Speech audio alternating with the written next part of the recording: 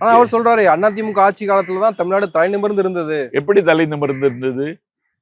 நீ போய் அவன் காலடியில விழுந்து கிடந்த. நீ குடியுரிமை திருத்த சட்டத்தை நீ கொண்டு இருந்த பொழுது நீங்க என்ன செய்தீங்க? ஆதரிச்சு ஓட்டு போட்டீங்க.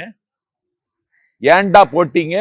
ஏண்டா போட்டீங்கன்னு எஸ்.ஆர். பாலசுப்ரமணியம் எம்பிட்ட கேட்டால தலைமைச் செயலகத்திலிருந்து ஒரு ஜூனியர் செக்ரட்டரி என்கிட்ட சொன்னாரு, நான் போட்டேன்னு சொன்னான்.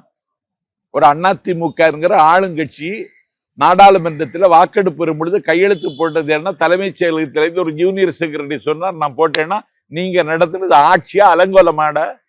இல்ல இன்னும் பல விவகாரங்கள் இருக்குல்ல. இப்போ சாதிவாரி கணக்கெடுப்பு எடுத்துக்கிட்டவங்க கூட அன்புமணி ராமதாஸ் அவர் சொல்றாரு, சமூக நீதி பற்றி பேசுவதற்கு திமுக அருகதை இல்ல, ஸ்டாலின் அவர்களுக்கு சம்பந்தமே கிடையாது சமூக நீதி பற்றி பேசுவதற்கு. நாங்க என்ன கேட்கிறோம், இது இப்போ சென்சஸ் எடுக்கிறதுக்கு ஒன்றிய அரசு ஒத்துக்கிட்டாலுமே கூட மாநில அரசு சர்வே எடுத்தாகணும்.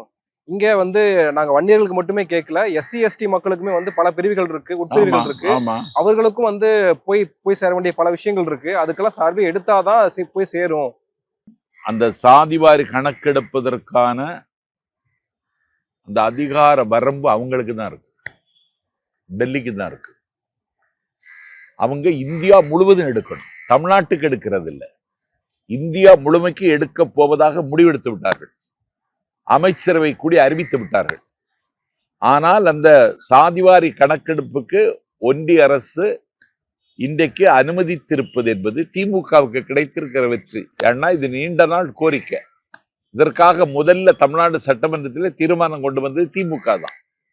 ஆகவே சாதிவாரி கணக்கெடுப்பு ஒன்றிய அரசு எடுக்கும் பொழுதுதான், தமிழ்நாட்டுக்காக மட்டும் எடுப்பதில்லை, கோவாவில் இருக்கிறவனுக்கு சேர்த்து, சிக்கிமில் இருக்கிறவனுக்கு சேர்த்து எடுக்கிறது. அவங்க தான் அதை எடுக்க முடியும். அவங்கள்ட்ட தான் அந்த விவரங்கள் இருக்கும், நம்மகிட்ட இருக்காது. நம்மகிட்ட அந்த விவரம் இருக்க வாய்ப்பு இல்லை. அது அவங்கள்ட்ட தான் இருக்கு, அவங்க தான் எடுக்கணும், எடுக்க போறாங்க. அது திமுகவுக்கு கிடைத்திருக்கிறது மிகப்பெரிய வெற்றி. அதுல ஏதாவது குறைகள் இருக்குமானால் அதை சுட்டி காட்டி நிவர்த்தி செய்ய வேண்டிய பொறுப்பு மாநில அரசுக்கு இருக்கிறது. ஏன்னா அதுல என்னைக்கு தொடங்குவீங்க, என்னைக்கு முடிப்பீங்க, அந்த காலக்கெடு ஒண்ணு அதுல வரல. அது அண்ணன் முதலமைச்சர் ஸ்டாலின் சுட்டி காட்டி இருக்கிறார். அதெல்லாம் போக போக சரியாயிடும். இல்ல சர்வே எடுத்தாதான் முழுமையா நமக்கு தெரியும். அதான் எடுக்க போறாங்க, அதுதான் எடுக்க போறாங்க. இல்ல அவங்க எடுக்க போற சென்சஸ், அவங்க எடுக்க சாதிவாரி கணக்கெடுப்பு அவங்க தான் எடுக்க போறாங்க. மக்கள் தொகை கணக்கெடுப்பு சாதிவாரி கணக்கெடுப்பு நடத்தப்படும்.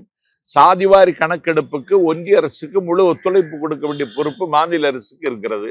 மாநில அரசு அதிகாரிகள் இல்லாமல் அதை எடுக்க முடியாது. அந்த கடமையை திமுக அரசு செய்யும். இதுல என்ன இருக்குது ராமதாஸுக்கு? ராமதாஸ் இன்னும் இதை வச்சு பிழைப்பு நடத்த முடியாது, அவ்வளவுதான். ராமதாஸ் பிழைப்புல மண் விழுந்துட்டு